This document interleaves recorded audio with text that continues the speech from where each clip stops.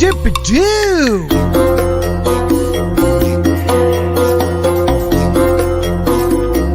Shaka-ka, shaka-ka.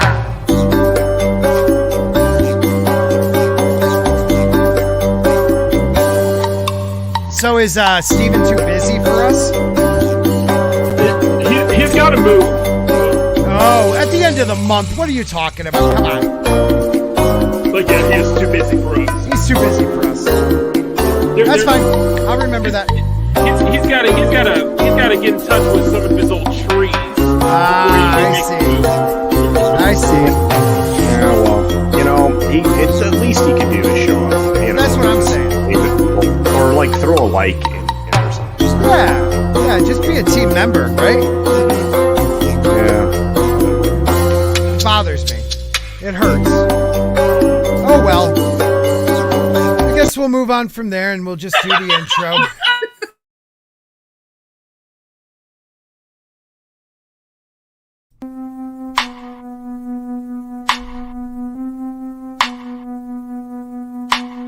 I gotta update this.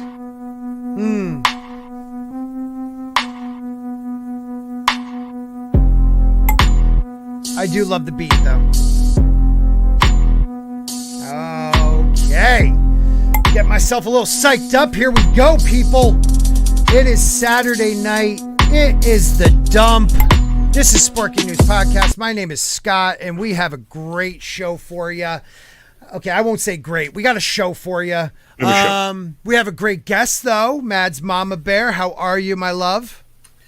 Hi, guys. I'm doing actually really good. That is a beautiful thing. That is a beautiful thing. Yeah. And they can find you at Mad's Mama Bear on the YouTube. And I have your link in the description below. I actually went the extra mile. I usually don't do that. I like you, Mads. Makani, he draws. Oh, I like that. Makani draws. How are you, buddy? That's good too. Okay, we're really batting 1,000. Sorry. No, it's okay, buddy. How are you, Makani? Turn my mic off. Sorry, turn my mic off. No, you're good, brother. You're good. New name, yeah, new name. Just kind of trying to experiment out with just this whole Makani Jaws thing. Just because I think that'll actually grab much more of an audience if I name myself Makani Jaws. And also, by the way, guys, do me a favor. Go to these people and send them as much love as possible. Like love bomb them. I'm sorry, is that Drunk 3PO? Oh, my bad. Including Sorry. Christy. Oh, it's just Christy. Or is it Drunk 3PO as Christy? Drunk 3PO? I don't know. He pee-pees. I don't know. I'm thinking Steven's probably watching him right now through a window. I don't know. How are you doing, Christy? Good, how are y'all? We're doing well. We got a couple queens up in here tonight.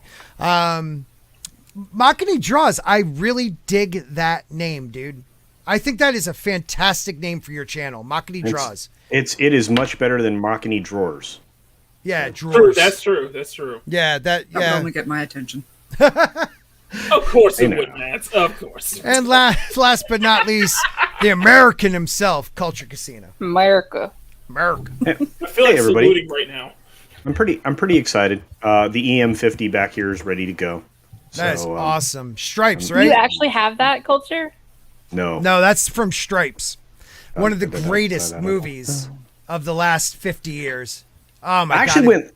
I actually went looking for one of these GMCs, right? That that basically they turned into the EM50. I thought it'd be a lot of fun, right? To like buy one and like put like faux like armaments on it. Yep. I thought it'd be just great. You know, as I get older, though, people have not watched Stripes, and I'm sad to know this. Like, how many of you guys on the panel have watched Stripes?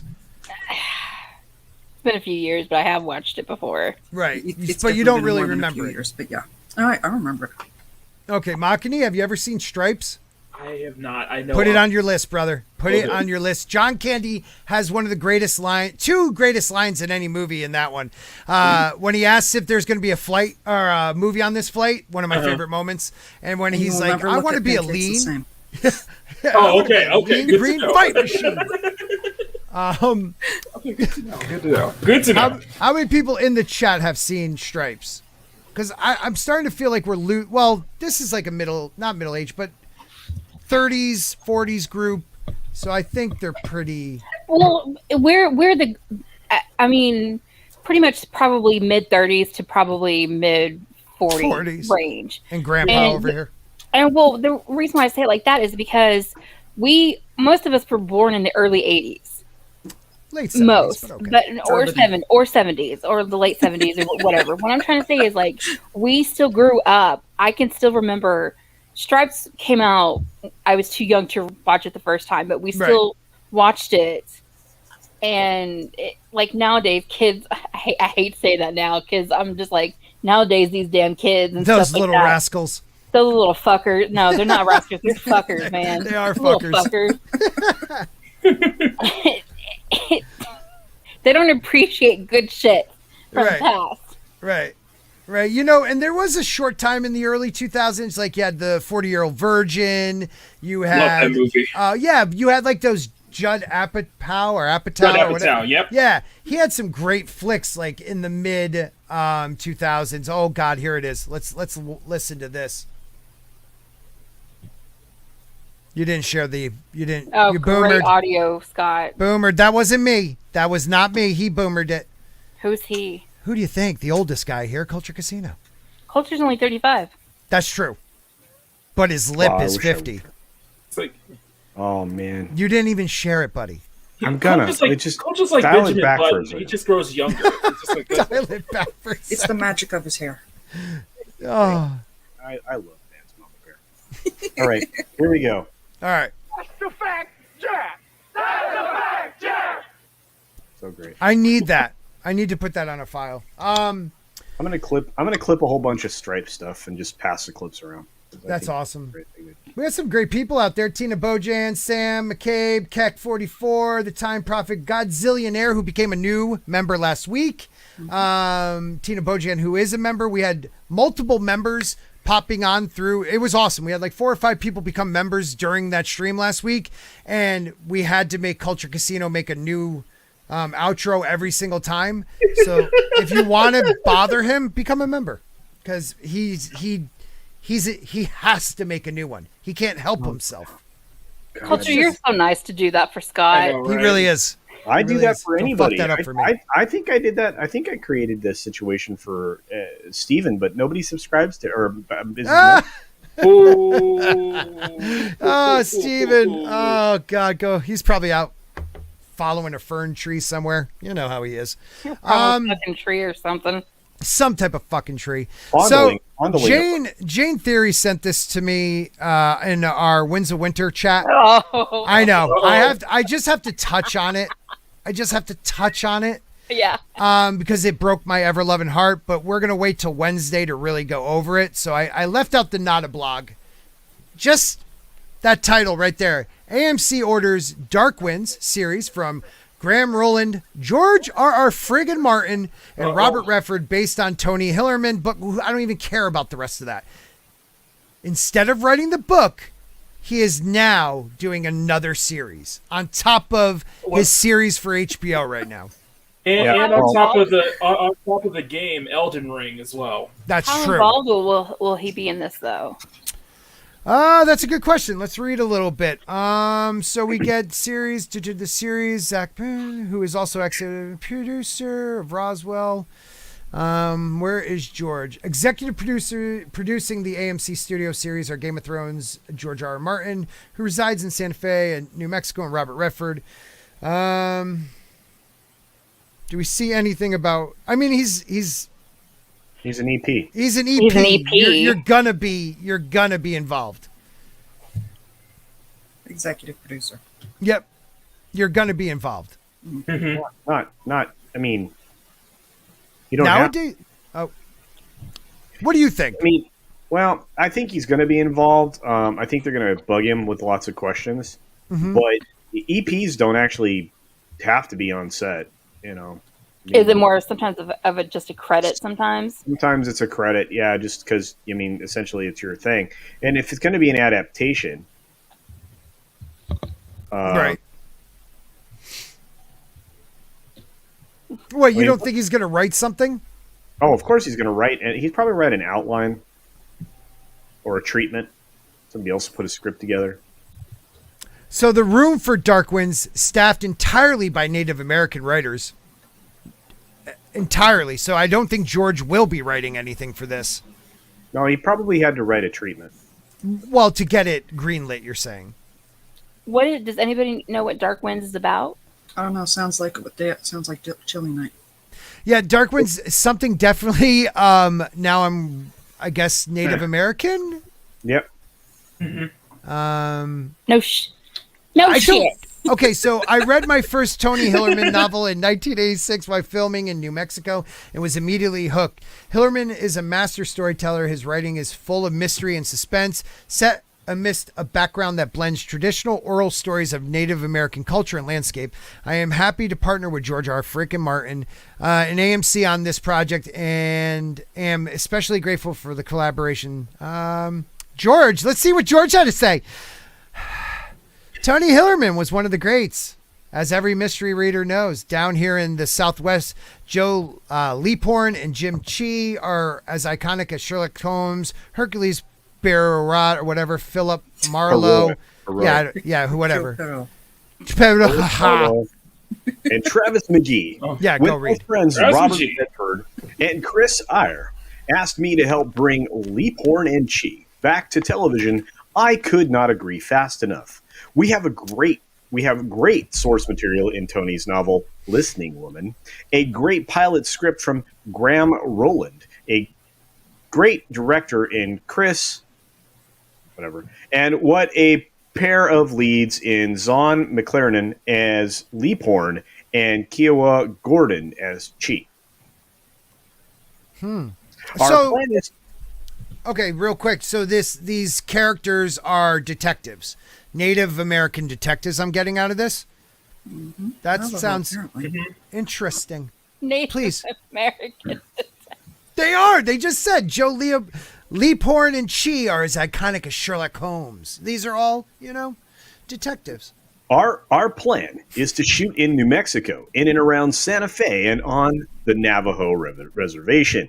And we are bringing in as many Navajo, and other Native Americans as possible, as writers, directors, cast, and crew, to capture all the magic and mystery and wonder of the land of enchantment. Thanks to AMC for making it possible. Tony Hillerman wrote a lot of amazing books, and it is our dream to adapt as many of them as we can. Yeah. Thank you, Mr. Movie Phone. Yeah. George, come on, man. No matter what, Christy, what do you say? It took time for this to develop. He had to take meetings. He had to probably fly out somewhere and do whatever he needed to do. And it Not took away. necessarily. There's this niche thing called Zoom, Scott. Oh, screw that True. Zoom shit. That's true. How do you sign deals? Backhanded cigar-filled rooms. If they're recorded, Oh, come on. Nobody really takes anything serious over webcams, right? Yeah, Yeah, no. That's why. What Scott is saying is he wants the full experience. He wants to sweat cigars. He wants the casting couch. He doesn't want it all over a suit. I never said the casting couch. And I want to know what happens on that casting couch. Yeah, we don't. There's no one has sex in the champagne room. Exactly. But yeah, Darkwing Duck. I think that would even be better. Duck. I don't know. Oh, Miss Martin Muse, thank you for the 99-cent super sticker. She is so sweet. One of my Monday friends. Hopefully we'll have a Monday show this week. I've been working crazy hours. It's been really tough. I will keep you girls and ladies and gentlemen in the loop. Bones with a $4 super sticker. It's something, all right. It's a Shiba Inu bending over with a bone, giving you a gift. Here you go. Aw, that's sweet. Yeah, that is sweet. Thank you, Bone. Thank you, Bone. Thank you, Bone. Thank you. What else? I'm never gonna get these books. No. I'm never gonna get these probably books. Not. No. You might get the At least not in this winner. lifetime. No, I'm not gonna admit to it. I'm not. Nope. It's got to. Okay. You're not giving up. Not yet. Not yet. Whoo. So everybody see Black Widow? Yes. How'd you like it, Christy? It was very melancholy to me. Okay. I mean, and it was unnecessary. That was it. Florence Pugh. I'm probably butchering that last name. No, that's her name, You're right. Florence That's Pugh. perfect. Yep. She was probably the real highlight of that movie. I love the beginning of that movie, the openings. Like, I was like, okay, this could actually be good. Right. Yes. With the family in Ohio in '95. Yep. Yes. Yep. I felt it was Pugh's origin story. I always forget the name of the character. That's sad. Because she did a really good job, and I think she was the best part of it. Her humor came off sarcastic and dry, but good. Like, she was she's a very talented actress, very pretty girl, but very talented actress. I think she did an excellent job. And I think I think everybody acted really well. I just think whoever wrote that should just go home. Stop writing shit. Jack Stop. Schaefer. Yeah, stop. What did you think of it, Culture? Well, I still haven't seen it as I know, of yet. but I don't need to. I know everything about the film. right. I'll just say this: Zach Braff is a lucky guy. Yes, he is. Wait a minute. She's with Zach Braff Yep, Zach Braff from Scrubs? Yep, Yeah. JD on Scrubs. Yep. God, I should have been an actor. I'm funny. and explosions. And That's not explosions good. don't work that I way. love Scrubs, so. Yeah. And I don't think physics works a lot of the ways things No. happened. smells apparently are Pheromones, dude. Oh yeah. If you guys are worried about spoilers, spoilers. we're gonna have spoilers. Mads, you're one of my friends that finds different things in movies that I don't see, and I love that about you. So did you like this movie? Of course. That's awesome. So what did you see in it that made you enjoy it? Was it the sisterly relationship, that family bond? What was it? First of all, actually, yeah, I did the sister relationship Yep. did really appeal to me. You know, I've got two of my own. Yep. If anybody wants one, I've got a spare. So I joke, but no, actually, I thought it was really well done, and it was I saw it as a really nice passing of the torch / Black Widow creation movie, and I think that's a good summary right there for it. Okay. okay. What about you, Mock? Oh, go ahead. No, Culture, I please. just want to ask because I like hearing positive feedback because I don't often hear that. What would you rate it as? Like, if you were going to rate the film? Are you asking Mads or just everyone? No, Mads. I'm mad. After one watching, I'd probably put it about at 8.5. Nice. It's subject to change depending on, how I watch it. Right. Multiple viewings might change it. Yeah. So this movie should have come out, right, Makani, like back in 2017, 18? Between whenever Civil War ended. It should have been the next movie. Really, that's really my only real gripe, other than the gender swap of Taskmaster. That's my only real gripe. Is this movie should have came out after Civil War, right? Because I think the story, especially with what I've been hearing going on in the storyline, it actually makes perfect sense to have released to. This should have been the first, female-led Marvel film, and this should have been the first. And this should have been. We should have gotten this film after Civil War. They should have been making this film after Civil War, not after post Endgame, because that way it makes her death in Endgame have so much more significance to it. It actually has more. It has much more of an okay. No, scratch that. It'll make her, if this was released back after Civil War, her death in Endgame would have had a much more of an emotional punch behind it. It just doesn't make any sense. Well, I just think it wasn't written well enough for me personally. Okay, so. Oh, okay. Well, this is my problem with it. It truly was one of those movies where the men had free will and were just downright either freaking stupid or freaking evil. And every woman was either chemically under mind control or, emotionally beaten into mind control. So none of them had free will. That's why they were allowed to get away with the evil acts they did. It was the men that drove them to that. Well, isn't that how the Red Room was supposed to be anyway, though? Well, yeah, that was how the Red Room was Right. done. You Especially, were training assassins. You were brainwashing them. But this chemical brainwashing's even worse. I don't know. The chemical idea of it really bothered me. Like you got the original Black Widow, and she was psychologically beaten down and rebuilt up into an assassin. But now it's like a chemical thing where just something like that changes them and they're good people. I was going to say you bring up the original Black Widow, but we actually had the original Black Widow in season 2 of Agent Carter, where they actually showcased the first Black Widow from that experiment. Dottie? Mm-hmm. Oh, yeah. She was the first Black Widow. Mm-hmm. Okay. That I did not know.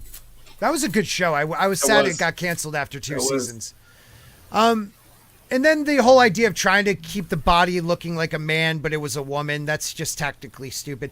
The Fast and the Furious, like anybody's body that took that much damage would just be like a bowl of mush. But I can let that stuff go because it's fun to watch. I don't know. I wish it came out 5 years ago. She got a great, even though they didn't have a funeral for her in Endgame, she had a great ending where she died for her friend so he could see his family again. That was a beautiful ending. Mm-hmm. Whatever. I think it was an origin story for the other girl, but if y'all notice, like David, so it was the Red Guardian, right? And Melina, I forget whatever Rachel Weisz, right. Whatever her character was, and obviously it was right. Melina. Obviously, it comes across as they always said it was just a mission. Oh, we finished the mission and stuff like that. But if that was the case, I do like the little nods because she kept the photo album. You know how she told Natasha to leave it, but she kept it.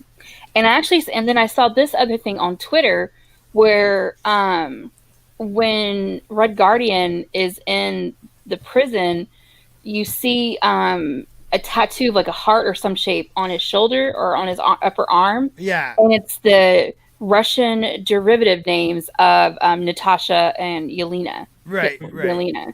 So, so... Good catch. Like, he was funny in it. He's such a great actor, but why couldn't he also... I don't know. Again, they made him really, really dumb. He had a couple moments. Like, one of my favorite lines was, I'm not going to say anything because I'll screw it up. Like, that was the perfect thing to say. It summed up everything he really wanted to say to Natasha in that moment. It had potential to be something really sweet. They just, I don't know. I don't know. The villains weren't, I don't know. They just didn't. The villain was a chemically induced chip in the back of her head that made her as strong as a super soldier. I don't know. It just took away from a great character. Even someone like me who doesn't really read the comics at all, even I knew Taskmaster was always a guy. Yeah. Mm-hmm. So. And had some great skills that would lose parts of himself. When the reveal happened, I was like, huh? Yeah. A couple people called it. A couple people called it. Yeah, a couple people did call that. I know. The guy next to me, I know Vinny called it. I thought it was going to be Rachel Weisz's character. But what are you going to do? It was good though. And parts, it wasn't good. I'm sorry. It wasn't. I didn't like it, but I do love Scarlett Johansson and I love those actors. That's why it's like hard for me to say I hate it because their acting was good. It was just what they were given. I felt like wasn't. I think we can all unanimously agree that as far as the female-led MCU films go, it's still better than Captain Marvel. Oh God, that doesn't take much. It doesn't take much. It does take much though. It doesn't take much. And that kind of having emotional expressions. Yeah. True. That is true. Yeah, like more than a plank of wood. That actually brings me up to another quick topic, and that is from, what is the name of this one? It's InsideTheMagic.net, And they think they've shown that Marvel is quietly recasting Captain Marvel and Doctor Strange in new projects. To make a long story short, they're talking about the What If series. If you don't know what the What If series is, it is a reimagining of MCU timelines, alternate universes. I didn't realize that this was actually Marvel Studios doing it, so it's considered canon for multiverse reasons. But one of them, they have Tony Stark and Captain America. They're voiced by different actors because their actors have retired. But almost everybody else, even the last filming of T'Challa by Chadwick Boseman is on this. But two characters were left out, and even side characters that aren't the major roles were used their real voices. But for some reason, the prolific actress Brie Larson was left out for her voice, and so was Cumberbatch. Cumberbatch. Did I say bunch? Sorry, Cumberbatch. Yeah. So why do you think they would do that? To schedules? Why would you get everybody else, to voice these roles in a Marvel production, but not these two actors? What you think, Culture? Well, it's possible they weren't available. Okay. But To do voice acting, though? Well, we just got out of a global crisis, so they should have been available. But I mean, that could have been the answer. I mean, animated features, A lot easier. yeah. I'm going to give. So if you give them the benefit of the doubt, they weren't available, or option 2, they're too expensive, or option 3, they didn't want to work with them. Right. And I would say option 3 for one of those actors, option 2 for the other one, if this is true. I found it interesting, though, and because one of the What If is heavily Doctor Strange. Right. So like, why not have him stop in a studio somewhere and do the voice acting? Doctor Strange Multiverse of Madness. We'll see Benedict Cumberbatch, Stephen Strange join forces with Scarlet Witch, actually probably against Scarlet Witch in the multiverse theme story. This is also said to be one of the scariest projects from Marvel to date. Both the Marvels and Doctor Strange sequels will exist in the MCU's ongoing Phase 4. If it is not yet known who will voice the characters in What If, but as more and more is revealed about this exciting new project from Marvel Studios, maybe fans will get a clearer answer as to why these characters have been recasted for animation series. So what they're saying is, there has been some people not liking Brie Larson as Captain Marvel. I think a lot of people didn't like her as Captain Marvel. And they're taking on Miss Marvel, so they're having a younger character come in. Monica Rambeau, a younger character, come in. Alcon. Yeah. I don't know. I thought that was just kind of interesting because I could see her. I was kind of shocked by him. I was kind of shocked by Cumberbatch, but it could be money. It could be scheduling. It could be he sees the end. Well, Sometimes it's just cheaper to get other voice actors versus the people who normally would be stars in the film. And that might just been the case because Cumberbatch probably just has it's too big. Still has a big price tag. Yeah, Mads, what were you gonna say? I'm absolutely shocked that people didn't like Brie Larson. I mean, God, what's not to like? But no, it is quite likely that they were just looking for something a little cheaper. I mean, though I do think Benedict Cumberbatch recently had another kid. I might be wrong on that. Oh, okay. That could be a valid reason. Different factors. Yeah. I like Cumberbund. He's really good. Me too. Dark Shadow Logan, I agree with you. A lot of the times the voice actor is different, but for these MCU What If from the studio themselves, the majority of the actors are going to be the actors that are either have been or are right now in the MCU, except for like, I think the two biggest ones are Robert Downey Jr. and Chris Evans. The rest, I think, Haley Atwell and all these other characters, everybody, even, Chadwick Boseman, they're all doing the voices of these characters. Wow. Stan. Chadwick's going to come back from the dead to do that? Well, he did it before he died, Dick. It really was. He did it before he died. This is his last acting job, they said. So, and he's playing like he was the one taken instead of Peter Quill, which I would see to be kind of cool. So I don't know. Well, look, first of all, the anime style, some people don't enjoy. I know Ryan Cannell over at RK Outpost does not enjoy it. Said as much multiple times on his stream today. Right. And any other time he's ever talked about it. These are different stories than what were presented in 2018. Their version of what if they were going to do around this is completely different. And how did that change? Because I remember a couple of them. Yeah, I don't want to go into too much detail because this is going to be a video, but I think, okay.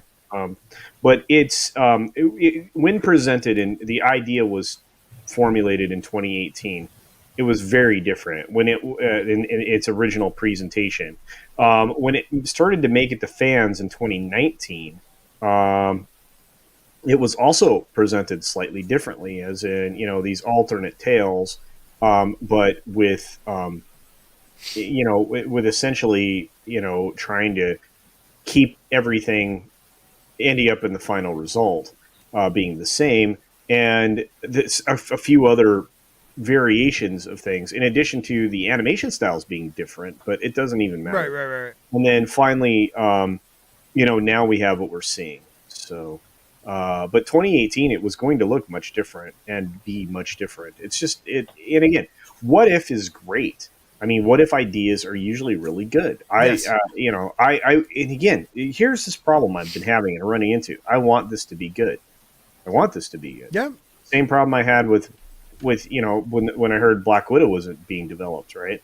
And I'm like, okay, cool. It's way too late, but it's really cool. And then of course now it's 7 years it gets released, but it's from when it should have been released.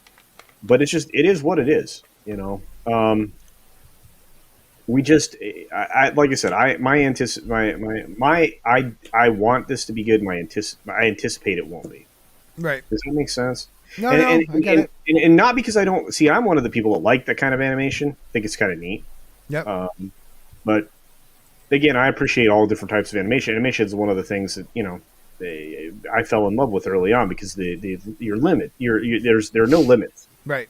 In animation, you're limited in film and what you can try and make happen with a computer, And but when, in animation, it's boundless. I mean, it's whatever you can think of and draw. So yeah, this last year has opened my eyes to different form of animation, anime, different style, different way of drawing your characters, and I'm glad I've opened because I used to be kind of a purist. I really do enjoy the different styles now, Absolutely. a lot. Well, and I mean, it gives it's why I feel so much respect for people like Mads Mama Bear, who's an incredibly creative person. Yep. And of course, Makini 90 or Makini Draws or whatever Makini wants to go by. It's Makini Draws. I love it. All right. Anyway, you guys are able to do something I can't do. I'm creative. I'm just not creative like that. If I pick up a pencil, you're going to get like a Stickman, Hangman thing. And that's what you're going to get.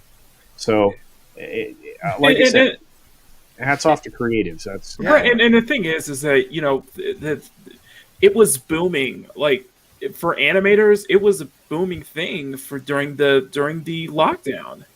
Because a lot of shows had to go straight to animation because they couldn't do anything live action because it's lockdown restrictions and such. So, I think it looks good. I actually think it looks good, and I am interested in seeing what they can do with it. So, this has been one of the first series, like with the whole Disney Plus thing, where I've been like, I might actually watch that one because I didn't watch Loki. I didn't watch WandaVision, so we'll see.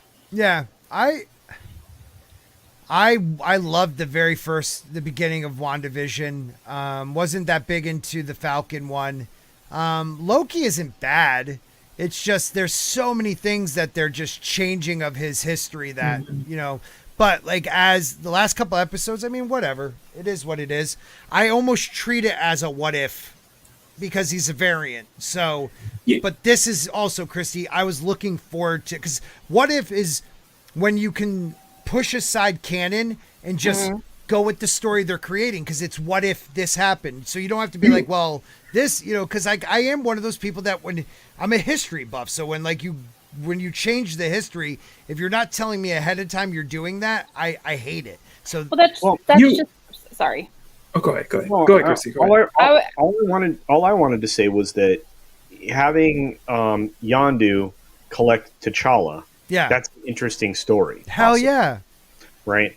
So I don't know. I mean, it's the thing. I know, Tina. I know you love it. I love Tina, man. So, I've enjoyed the last 2 episodes, Tina. I'll be honest. And the thing is, you have to look at it like the same way you would look at DC's Elseworlds imprint, where it is all nothing but what is it's the exact same thing. It's what if. Right. What if Batman was a Green Lantern? What if Batman had Superman's power? Yeah, and in fact, I'm watching the trailer. I was like, there's a lot of possibilities, but because they can do different stuff, such as like Marvel Zombies, which was really popular back then. They're doing it. They're doing it. Yeah. I'm avoiding that one. Yeah, that bug you out a little bit, zombies. Massively. It is what it is. They're cartoons, though. They're cartoons. I don't care. What were you going to say, Christy? I was just going to say, especially when you see the Tony Stark and then Killmonger comes out, because I was really disappointed when he died in Black Panther. Mm-hmm. I really wanted to see him come back, and I was like, And then I love Haley Atwell as Peggy Carter. Oh, I love her. Then when I heard the Captain Carter, I fangirled so fucking hard at that shit, because Agent Carter are really that series is the only really thing I have of the whole Disney Marvel thing that for TV. Yeah, for TV. I was like, yes. Yeah. I don't give a shit if it's just one episode or whatever it is. Yeah. I love her as Peggy Carter. I think especially amazing. Especially the fact that we're getting Haley Atwell back in voice. Yes. I loved the show. Do you realize how much I loved the show? I was like, this is so cool. I wasn't hot on the first season, but the second season pulled me in big time. Godzillionaire for $2. Can we agree Black Widow won't live up to Eternals? No, I think Black Widow will be better than the Eternals. I agree with you on that. Yeah. I had hopes for Shang-Chi too. But they I don't know. They're doing very stereotypical things for kung fu or martial art films. And I was hoping that they would have taken it a different direction. That's all. And Eternals just looks boring as hell. Yeah, we'll see. You never know, though. Like I go into everything. I don't care how much crappy shit I've heard about something. I truly turn that off and I watch everything as, will I enjoy this? And I really try not to allow prejudice to bother me of what I've heard, what I've done, what I've even said about these shows or these movies. It's just like, if I'm watching something, if that doesn't make sense to me and it needs to make sense to me, that's what ruins it for me. And that's what happened with Black Widow. There were just things that did not make sense. Damn you, Black Widow. Oh, can we spoil Black Widow Widow again? Oh yeah, do it. The end credit scene. I'm not gonna lie, I almost teared up at that. It's just at that because I can relate with stuff like that. And when she did the little whistle that whistle, I was like, oh my god, don't cry. But then that stupid bitch Valentina, Madame Hydra, whoever she is, I'm sorry, I do not like Elaine from Seinfeld as that person. Well, she plays that annoying character great, but you're gonna tell me she's gonna sneak up on her? Yeah. Just a Normie. Okay, Just a Normie's doing some awesome things with trying to help me with thumbnails and stuff, because I can't go to Culture for everything, and he offered. So Guys, if you have you not checked out his channel, he has the best thumbnails. They're just nice and organized. So check out Just a Normie, and maybe I am a secret normie. There are things I'm a normie. Like there are things that I know I am a normie compared to other people in this fandom. Just as everyone to me is a normie when it comes to George R.R. Martin stuff, or really just A Song of Ice and Fire. Even though I forget everybody's names because I'm an idiot. I do. I forget. I am so burnt out with my brain cells. I must have done so much damage in my 20s and 30s. I don't know where to go next. I'm so tired. Culture put an article in the private. Oh, cool. Culture, why don't you bring it up? I was hearing something about that. I love when you talk about box office. So let's talk about it. I do too. I love it. All right, give me a second. This is one of our more chill Saturdays. While Culture is doing this, Scott. Yes. I just want to let you know that what I did to you on Wednesday with the fake drunk 3PO thing, and I'm in the chats, and people are just like, "Thank you for that, Christy." Oh God, Christy, you destroyed. But I don't think I smiled. I looked at it like this, and then I knocked over everything. Though I did when I realized it was you, and I leaned back. Yeah, everything fell over on me. That sucked.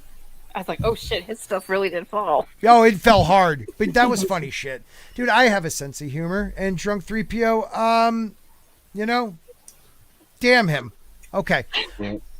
Well, this is something that I'd noticed, and of course, I pay very close attention to the films that are being released in China.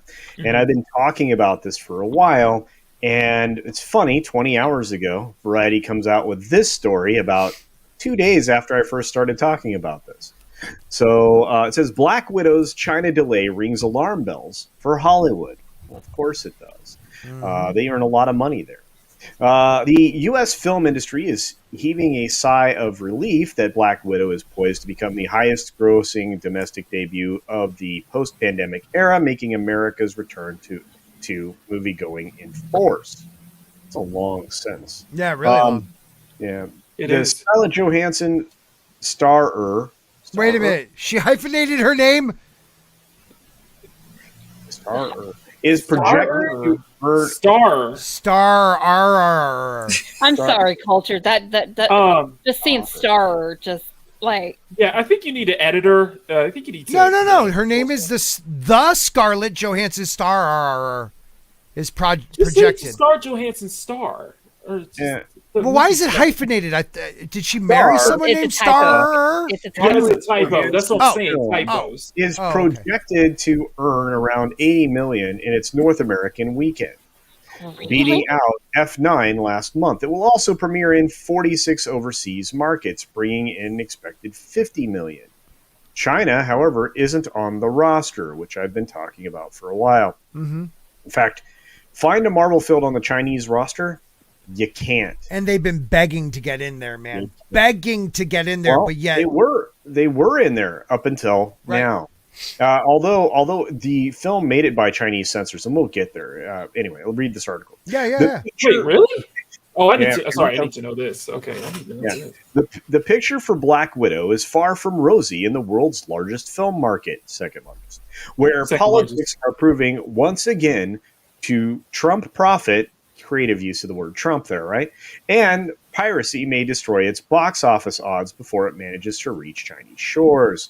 Although China's censorship authorities approved Black Widow for release back in March, there you go, Marvel has yet to offer any indication of a release date for the key territory. Hong Kong, meanwhile, was actually one of the first territories in the world to release it on July 7th. Thanks to its Asia time zone, which is immediately when it started to get pirated. A belated Chinese release could spell trouble. Disney Plus does not operate in China. When the streaming service released the film online for a $30 fee in other territories Friday, it unleashed an easily pirated, high-definition version of the film that reached Chinese consumers within hours. They're going to blame blame the underperformance. Why is this here? Why is that here? Why? It's Go just away. a promo. It's promo, and he is a good actor. But I'm mad. Why can't you exit out? He'll have to just scroll down. I'm gonna hide something on this page. Add, click, Oh yeah. and then okay. I It's love great. our streams. We are exciting stuff here. Oh, whoa.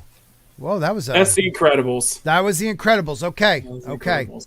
How do I get rid of that? Oh, okay. Just scroll down. Oh, Like scroll I said, past scroll it. down. Oh, we're such idiots. Okay. From today on, all kinds of pirated versions of Black Widow will begin to spread rapidly, one film blogger wrote in Resignation.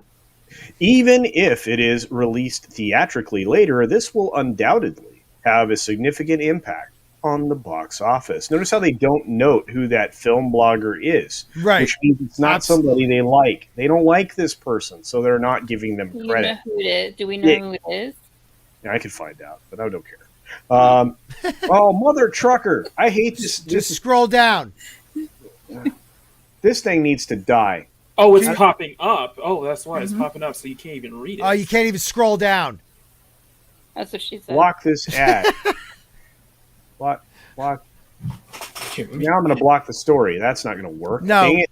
And then you gotta let me see. put the phalange on the thing. The finger. Crazy. Okay. Here, culture. I'll put it. I'll do it. What are you gonna do? No, I got the Okay. full variety article up. All right, here we go. Boom. There we go. Okay, so Oh wow, well, it looks much better than Cultures. okay, here we go. It's just tiny. Maybe where 'cause did you had it stop so at? zoomed in. Sorry. He stopped at Chinese consumers within hours, right above the Oh, here we go. popular. Yeah. Okay, here we go. Yeah, there we go. So I'll start from here, and I'll zoom in for you. That was me reading the quote that they didn't want to give the guy credit for right there. Okay. And then as of Friday morning would have been where I would go. Oh, I'm reading it. As of Friday morning, Variety found scores of pirated videos and torrents already available on unauthorized Chinese file sharing and streaming sites, although their initial origins are unclear. On certain illegal sites powered by online gaming ads, many are available to stream for free without any registration or download procedures via a single click. Yup. Not surprising in the slightest. Nope. Many pirated copies are listed as 1080p HD or 4K quality, or do you not understand the word "and"? Who wrote this? Or equipped with Dolby Atmos sound. They sure are. This sounded great on my TV. Most come already outfitted with Chinese subtitles. Did you have those, Christy? Yeah, I did. Mine didn't. Which are often created by groups of fast-acting volunteers or fans before the official translation is released. One of the major fan-generated subtitle websites, at least 9 different versions of Chinese Black Widow subtitles were available on the front page alone. That was nice of them. They can be downloaded separately to pair with different versions of the pirated film. The site declares that subtitles are only used for language learning purposes. The copyright belongs to the film production. So, can I ask you a question? Is this an article about the death sentence, why Black Widow won't do well in China, or why they won't do well around the world? Because we're going to blame it on pirating. So this would have made $1 billion opening week, but it was pirated. Everybody stole it. Which part of that could be true. Don't get me wrong, but they're really pushing the idea. Well, yeah, and they're doing it because it's going to not do what they want it to do, which is the next paragraph defines it. Let me read. The same piracy issue plagued Disney's $200 million live-action Mulan in China, taking hopes that the China set retelling of a classic Chinese folktale with an Asian cast would become a breakout hit there. It garnered a lackluster $23 million opening weekend and $41 million cum, albeit with significant capacity restrictions on cinemas due to COVID. I'm sorry. Really? The same piracy issue? We all know damn well that what the case with Milan was not a piracy issue. Far you know from that it. Variety. Far from it. And I mean, they even thanked the CCP, and they did everything they needed to do to be in China. So now their excuse is privacy. Okay. Let's not forget for tailing it to China. Yep. Let's not forget that you put a $30 price tag on Disney Plus. Now, don't get me wrong. I agree with the Black Widow. Like, a lot of people watched it pirated. I don't know who they are. Arr. So I could see it lost because I think people were just excited to see a Marvel movie. Mm-hmm. You know? No. Not at all. No, I know. Normies. Go on, sir. Go on. From a purely economic point of view, China's delay of surefire commercial hit Black Widow makes little sense, particularly since its box office has been on the downswing since June, when it hit a record monthly low. The country notched a number of box office records earlier this year off local holiday blockbuster hits, but rescheduled Hollywood tentpoles and a diminishing pool of money-making local productions have slowed business down. The film industry's political obligations for July are slowing it further. They're talking about Centenary, but I'm sure that that'll... Oh, actually, it's in the next paragraph. Mm-hmm. Generally, Beijing tends to program Hollywood blockbusters sparingly in the key movie-going month of July to carve out space for local productions. This year, its resistance to scheduling foreign films has been exacerbated by the critical 100th anniversary of the ruling Communist Party's founding on July 1. The occasion has been accompanied by an ongoing months-long period of militant censorship across all media that will last through the end of the month and likely into the fall. With those factors in mind, local reports have long been predicting a death sentence for Black Widow's China prospects. We've had to use that twice, by the way. Yeah, death sentence, CCP, that goes together pretty well.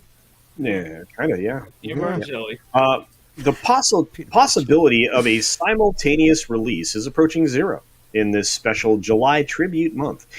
Even main melody propagandistic movies like Chinese Doctors are facing strict censorship, let alone Hollywood films. A blogger wrote pessimistically in June. Again, do you just notice another blogger? Yeah. Like, if you were a blogger, if you actually were a blogger and read this and they took your quote and didn't quote you, credit you, wouldn't you be pissed? Oh, dude, I'd be on the phone with an attorney so dang fast. Yeah. Anyway, Beijing considers it politically paramount for the party's propaganda tribute films to reign over their competitors this month.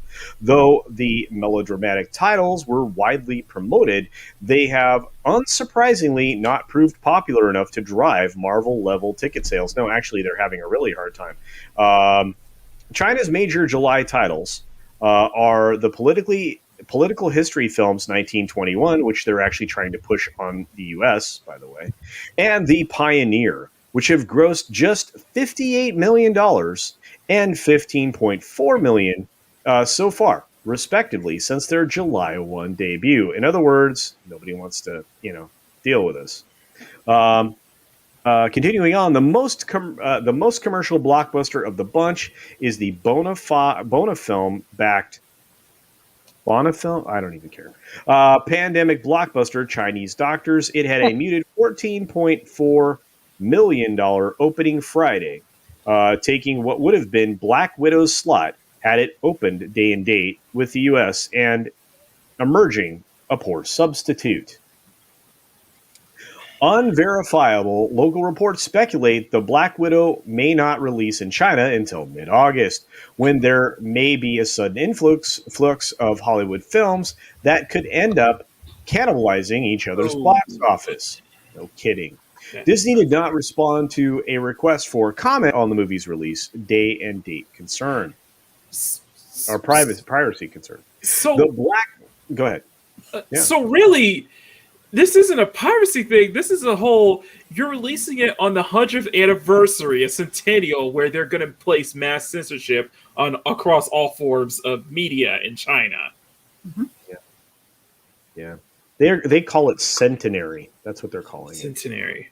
I say centennial, but okay. No, you're right. No, you're 100% right, but they call it centenary. But anyway, the Black Widow situation highlights the growing challenges Hollywood is facing in the post-pandemic era, as Beijing and Washington view each other with growing suspicion, and new digital distribution models upend decades-old practices. Not really. We've seen the counterproof to that recently. And do you guys agree?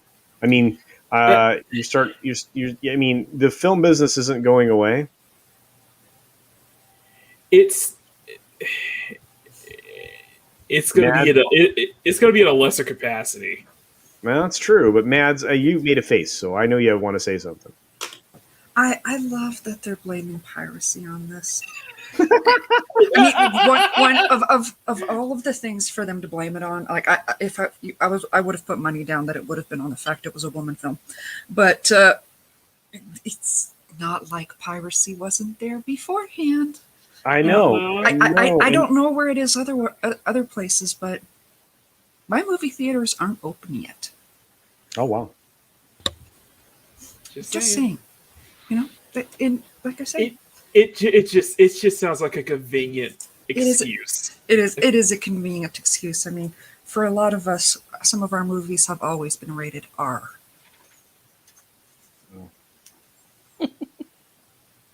She got it. I got it. All right. Well, increasingly, foreign films are finding themselves in release date limbo or unexpectedly pulled due to China's ever-changing political winds and local programming priorities. For instance, censors approved Pixar's Luca in late May, but it is yet to set a debut. Now, I want to say something with Luca. Yeah, I can understand why it got its censored, because a lot of people, especially on Twitter, were thinking Luca was about an LGBTQ story when the creators came out and said, no, it's not. So I think that kind of ruined his chances in China there. That's true. You know, I agree with that. But, memes threw up a good thing there, and I will answer them this way. Actually, there is good news. According to one of my friends, who is also a YouTuber, the Intellivision Amico is a lot of fun, especially with friends. He made a video on it today. You should check it out. Anyway, let's see. When theatrical windows of at least 3 months were still observed, digital or Blu-ray releases did not heavily impact a film's China box office. So they're going against their point. Since imports are only allowed to play in Chinese theaters for 1 to 2 months anyway, no matter how successful. Really? There are other films that have gone longer than that, but I'm not going to fight these people. I don't care. Yeah, I thought so. Okay. If Hollywood's pandemic era embrace of previously unthinkable modes of online distribution are here to stay, piracy will be a growing problem. It will become increasingly important for films seeking to guarantee the strongest possible China sales to release there before other territories or open simultaneously with their streaming debut. Guys, look at this. I'm sorry. I can't. With piracy this doesn't come out of China. I mean, that's one. Oh, God. Piracy will always be here. No matter what you do, you can't eliminate it. Sorry. People are going to find ways underground regardless, no matter how hard you try. And two, the increasingly important for films to seek a guarantee in the strongest possible China sales before release to other territories. Mm-hmm. How about you release it in your native territories first and then set it in China second? Well, and that's the thing, is they're doing it in China to blame it on China and to get the money and the ball rolling. They want to follow Fast Nine's footsteps. They want their key money too. You know, and here's the thing. I mean, you know, all it takes is China's whim to change, and your film that is supposed to open in China first doesn't, And that way of touting a box office success before it even opens in the United States goes out the window. Exactly. So.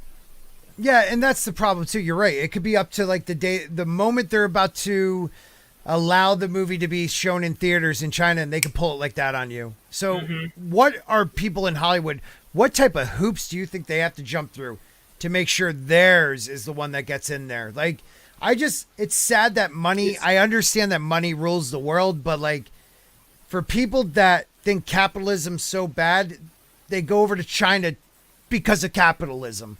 It just blows my mind. It's fun.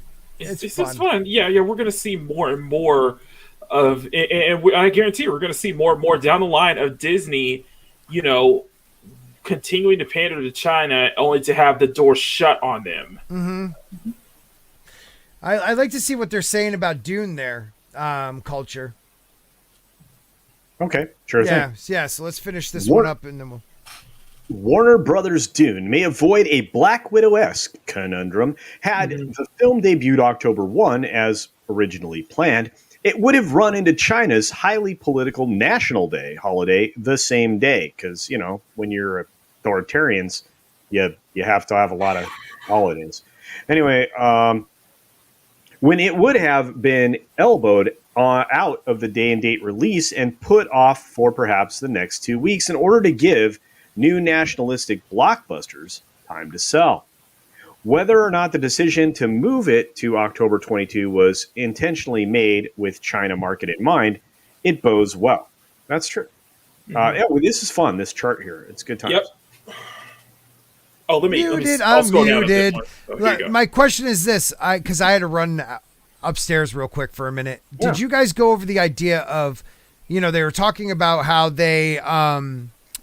release this in July 1's a big holiday for, the 100th anniversary or 200, whatever it is, or 100th of the Communist Party. Why would you, as Disney, then release it on July 1st? Why were you banking that not getting into China because of that holiday, at least July 4th in America, we might get that holiday? It's why not just go makes no 2 weeks sense. later? Go 2 weeks later, 4 weeks later, 5 weeks. Yeah, I think it doesn't make any sense right. to me. It's just like you're focusing on China when, you could have released it July 4th because it's a huge weekend for us. Yeah. And it would have done incredibly well. But I mean, not saying it's not doing well now because, hearing that it hit, it grossed, 13 million opening night. Right. So we haven't yet to see what the end of the weekend numbers are going to be, but I can guarantee you that 900 million is aiming for. That Scarlett was going to plan to get a $6 million bonus off of that. It's not going to hit 900 million. No, God no. There's no way. God no. Impossible, and it's because of all the pirating, right? Yeah. I'm sticking to it, people. Like even with China, even if it made through China's censorship policies, it still wouldn't be enough for 900 million. No way. No, I guess not. Anything else on this one, Madge? You have anything? Or Makini, go for it. Makini draws everyone. I love that name. I don't know. It's such a good name. It's just. I would say it's condescending. It's just like. You are just like gaslighting in a way. It's just like not even that. They think we're stupid. They think we're stupid, and you're blaming all this. You're blaming all this on piracy because it's convenient for you. When you realize is that there's a lot of factors at play to why it may not be able to make it to China. For one, how China's standards are. Two, the marketing may not help it. 3, the different factors that we're kind of in that, I won't say a post-pandemic, but just everybody starting to open back up. So it's not going to be that big. They want Disney wants everything to hit endgame numbers. Well, it's not going and the thing is, it's never going to happen again. The thing with Endgame, that was 10 years built up, and the fact that it grossed, beating Avatar as the highest grossing film of all time, you're never going to do that again. At least Avatar not in sequel, this, like, baby. Avatar not even- sequel. It's gonna do Nobody's gonna it. watch that. Nobody's It's gonna just, watch that. it's I'll just watch with, it like with Disney. 1 billion times. It's just Just like to with help. Disney, like, what's their next excuse? What's going to be their excuse regarding Shang-Chi and the Eternals? Well, let me ask a question. Culture, are they doing that bad, or Mads? I don't know if you guys like. Is Disney hemorrhaging that much that they even have to worry to make excuses about their movies? Well, here's the thing. Okay, so right now, when you listen to a call, you listen to a quarterly call, right? Mm-hmm. The things that they're touting are the subscriber numbers for Disney Plus. Mm-hmm. They make no money on Disney Plus. They're going to be making less money on Disney Plus now because the 70 million people they picked up in countries like India are dragging their ARPU down substantially because the ARPU in India is only 70 cents. They don't charge enough US dollars for it to make a lot of sense. Gotcha. Right. So they are substantially below other streaming services ARPU, which is why you're going to see a price increase for Disney Plus. Again, you're also going to see them try to figure out how to do a proper way of putting a commercial version, something that airs ads side by side with it, just like HBO Max, and obviously that's Hulu's model. Right. And you're going to start to see that more and more with these streaming services. Peacock did it right from the beginning, and it worked brilliantly. Yeah. So, it's those kinds of things that are going to kind of change the way they make money. The best ever to do it is Discovery, which Warner Media just partnered with, or I should say, are merging Warner Media with Discovery right now. And Discovery Plus makes their money off of the actual ad-based consumers because they pay, like the $4 a month or whatever for the ad-based service. Right. And they make $5 or $7 more on top of that with the advertising per customer. Right. So it brings their cost down because the ARPU is higher. So it's just one of those things. So now we go back to Disney. Is Disney hemorrhaging money? They're not making the money that they should be. If you're an investor, you should be looking at the fact that they are overvalued by almost 50% still. Wow. Still. Still. And they're going to start making money in their theme parks again, finally. Mm-hmm. But they are also actively driving people away from their parks with some of the things that they're doing. I think Disney's going to be in the same situation they were 35, 40 years ago. Yeah. Oh, really? Really? Yeah. Well, I was just I was bringing this up because we're talking about sequels and thinking people will get sequels. But the Tomorrow War, they're talking a sequel already for this movie that got a lot of hate because Chris Pratt, wanted to make a blue-collar family type of, end-of-world scenario type movie. And I think he did a decent job with it. I really enjoyed watching the movie. After the fact. It was a turn your brain off B movie. Yes. Mm-hmm. Yes. For sure, something different. And I agree with you. And I enjoyed trying. I love time travel movies because I want to be like, all right, how does theirs work? And I like how they're too fixed in time, but floating along the river of time. I thought that was kind of cool. But my question is, how do you make a sequel to this movie? I don't know. Don't you think this was a great one-off? Maybe the same aliens actually arrive in real time because the ship was able to contact them before they went back in time. Thomas Gilkey. Oh, Thomas Gilkey. Hi, Thomas. Thomas, I got something for you. Uh-oh. There you go. That's for you, Thomas. Remember that night? He'll never forget it, Thomas. Stephen Walton will never forget it. The night he took a shirt off for you. In a live stream. In a live stream. Yeah. Oh, God. God, that was good times. Love you, Thomas. Thomas has a great channel. Thomas is a great dude. Please subscribe to Thomas Gilkey. let's get him above 1,000. He's such a fun guy. He'll say whatever he wants to say, and he doesn't care what you think. So that's why I love him. I got to apologize, guys. I am exhausted. I've been up since 3 a.m. Oh. So I got to really call this quits. I'm starting to get delirious. But go ahead, Maki. I'll say one thing. Please, let's talk War, about this real quick, and then we're going to call it a day. Right. I will say that with the Tomorrow War, I totally get why it is going to get a sequel, because the audience retention was that strong enough to outweigh the critics. Right. Because, the critics are it's just the critics and the people, the detractors, people who are complaining about Chris Pratt, that's really the vocal minority against a strong majority who just wanted to see an enjoyable film in the wake of this, pandemic era.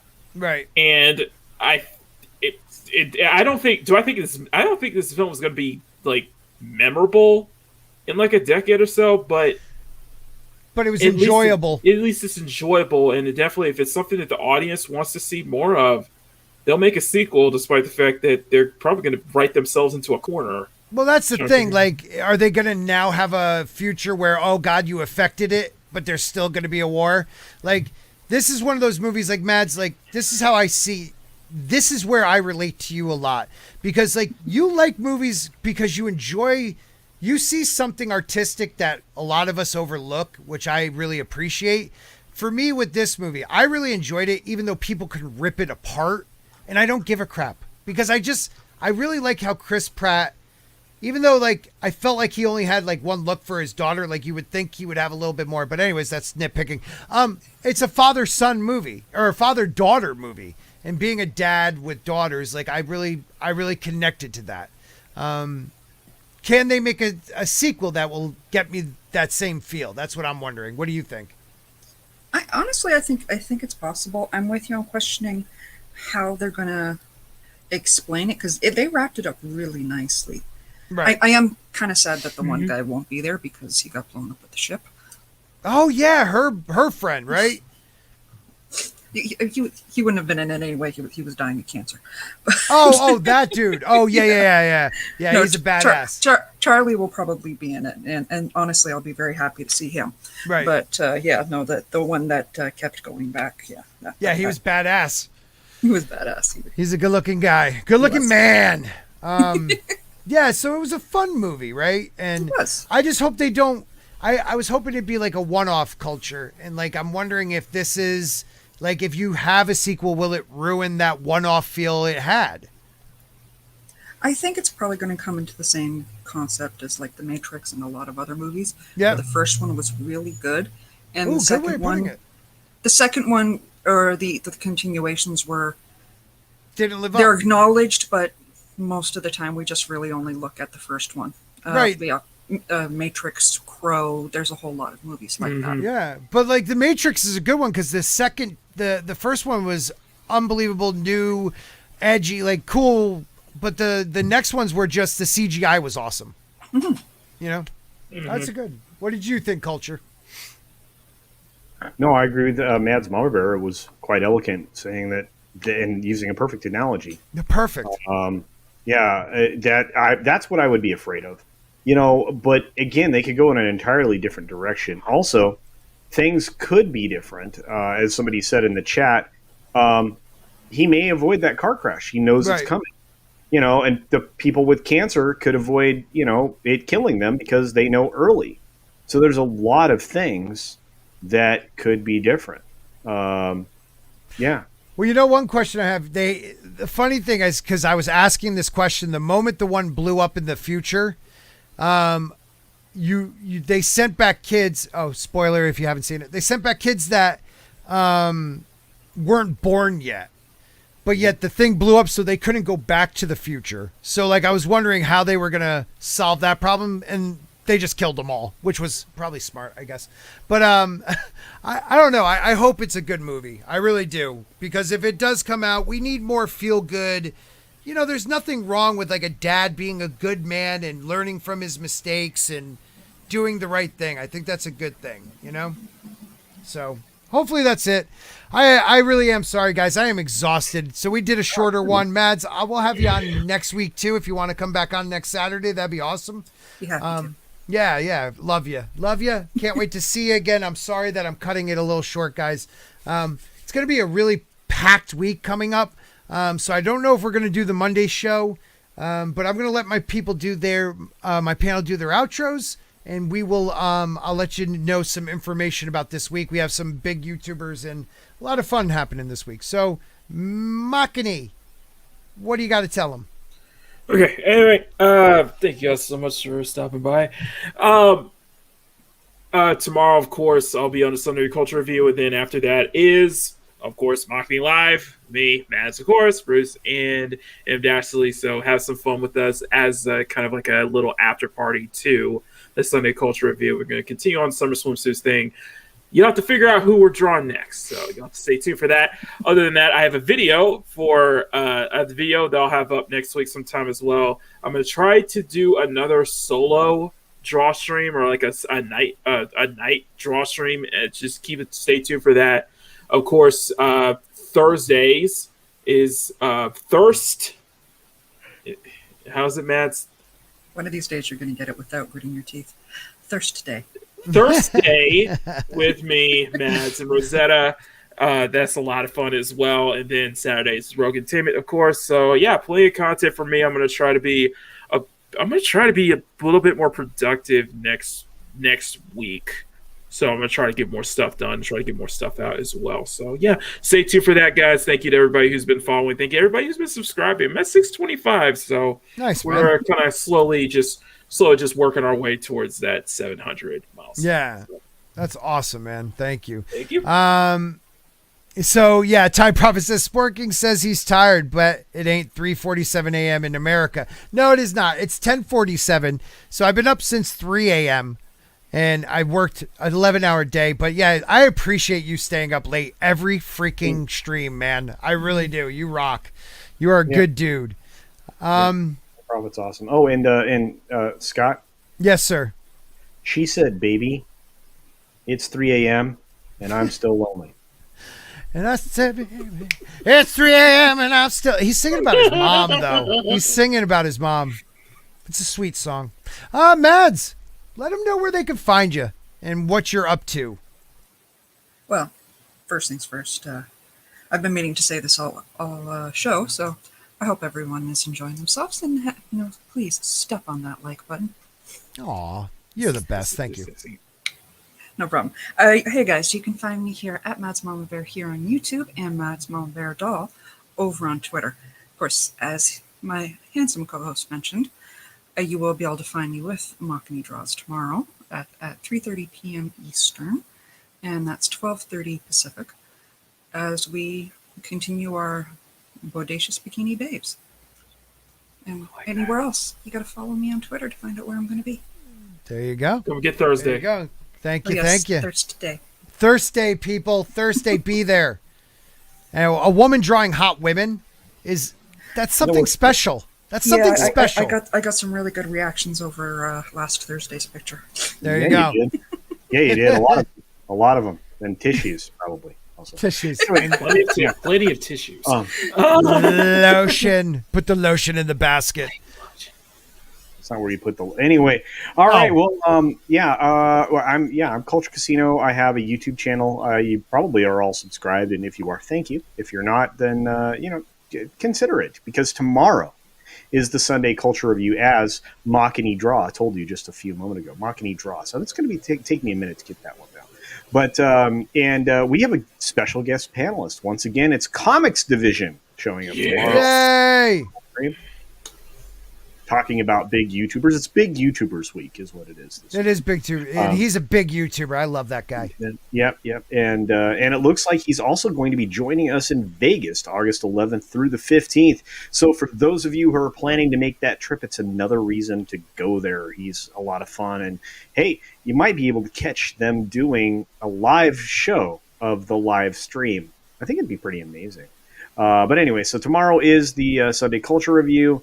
We'll also participate in a bunch of other shows. I'm everywhere, guys. I counted today. during the course of the week, I have 9 live streams on my channel alone. Holy I'm on 17. I'm on 17 other live streams during the course of the week. So do the math. Holy crap, sleep. Man. Yeah. That's impressive. And everybody loves you on every single one of them. Oh, man. No, I love this is again, Scott, thank you for staying up late. I know we wanted to keep this short, and for obvious reasons. You're working really hard, dude. Thanks, but I did want to say thank you to the chat and everybody out there that watches us, even on the replay. You guys are very, very much appreciated. We had a great time talking about some stuff that we have a bunch of stuff we didn't even get to, like Chuck Dixon and all that kind of stuff. Culture, can I ask you a question? I think I need to put a poll out there. Like, what should I name my descriptions? Because I put in the description things we never talk about. You ever notice that in the title? In the title, I want my chat to tell me what should my title of my dumps be. I don't know. That sounded funny. Yeah. Saturday is always the biggest dump. Well, obviously until today we're a little short, but usually our biggest dump is Saturday. So, I don't know. Could you call it I don't know. Put up a poll. Say, yeah, we'll figure something. Come up with 3 or 4 things. We'll think of it. Meme says I like turtles. Yeah, so. he likes turtles. Yeah. No, actually, I'm using earbuds now. It's much better. And I think I got to switch. Doesn't cover up my hair. And I can put them behind me and hide them really easily, like a big time news guy. Because that's secretly what I wanted to be. I actually considered being a weatherman, and then mostly because of what Uncle Bob was able to do at Disney. He went from being a weatherman to running Disney. Maybe I can start here and run Disney. Yeah, there you go. Can you just let me, I don't know, be a paper boy for you or something, like a mail guy? That'd be great. Yeah, or how about the piss boy? Oh, hey, what? Do I get to at least dump the bucket half full and not fully full? Don't be that type. No, half dick. full. No, that splashback's a real problem. So of course, it's such a pain in the ass, isn't it? Such a pain in the ass. So yeah, thank you everybody for coming out, Mads. Thank you for coming out. You're more than welcome to come back next Saturday. I don't know if we'll be doing a Monday stream. Tuesday, I'm going to be on early 7 p.m. Jessie Milestone on her channel. If we remember that. Yeah. I think I'm this week. I might be screwed up, but I think it's this week. And then Wednesday, we have Nerd Cookies on. We have Jayne Theory making a comeback. And we have Gary from Nerdrotic saying he's stopping by. So we'll see. We'll see. And we'll have to keep Machini under control. But no, he goes, I know. He goes, I know. He's so serious. I love that about you, man. No, it's going to be fun. So for my members, please think of questions, think of topics to do on Wednesday so we don't look like an amateur hour. But it doesn't matter because we are. And I think that's our charm. Dude, you realize on four of the channels I'm on, the brand is, try not to completely fail. And it is a reminder, I've been here when it was glory hole days, and I've been here when it wasn't. And so having said that, I want me some glory hole. That is our mantra. Our God dang it, I can't think of what companies have. They're like company slogan, company motto, but creed. Statement. Creed is good. Creed is good. Dubs and glory holes. Just it's all about Dubs and glory holes. What was it? No, what did you nothing say? but dumps and glory holes. That's what this. Oh, that's true. Just, Oh, hey, keep them by the separate way, though. So I think there's some prawn that Glory features a porta potty, with a hole cut in it. You know what I mean? Mission statement. Thank you, Memes. Mission statement. There you go. That's what I said. Memes, yeah, but he sounds smarter when he says it. Cowboys suck. Yes, they do. I'm a Patriots fan. Don't talk about it. All right, everybody. So make sure you support the brand. Buy shirts. Follow me on Twitter. Do the Odyssey thing. I've said it before, but I mean it this time. Bear Dog merchandise next week. I actually debuted the chip I'm giving away in Vegas to 150 lucky people that I bump into. So you will have a Bear Dog on one side of the poker chip, and on the other side you will have the the logo for the channel, which is Sean Connery. So I'm so sad I'm not going to be there, but Yeah, I'm going to. My wife is like 8. She'll be like over 8 months pregnant at that time. So I'm not going to fly to Vegas. I mean, okay. I wish I could, but I'm trying to. Wait, now has her did her due dates happen early before? This will be, well, not really, no. But we have 2 small children. It'll be hot as hell, and I will not leave her alone like that because I'm a good husband. Yeah. And I lost that argument. Son of a bitch. No, Stick with Were you trying to get a Walton joke in there? So not at all. No one loves him. This is kid number 3, so it should be easy for her. Well, yeah, planned C-section. It'll be great. It'll be great. All right, everybody. Planned C-section? Oh yeah. All right, well. Woo! It's gonna be awesome. But thank you to everybody that's a channel member. Thank you, Tina, and all you guys for being here tonight. I really appreciate you all. We're up to like 26 channel members. I never thought I'd have that many people wanting to support me monthly. Either. Yeah, right? Oh, wait a minute. That's a dick move. Put a spork in it. I'll wait go till ahead. it gets to 50. I'm just like, you gotta do something special at 50 channel members. 50 channel members? I will, I'll think about that. I'll have an answer. That is so dope. Put a spork in it, because the bear dog is done. Later, everybody. Oh, God, I hope this is the right one. Yes! Yes, it is! I did it! Woohoo! Well, you did it. I just actually did the right thing. Yeah, you didn't coerce anybody into becoming a member on this stream, so I didn't have to do any work. I know. I started to, but I was too tired. Next week, have a great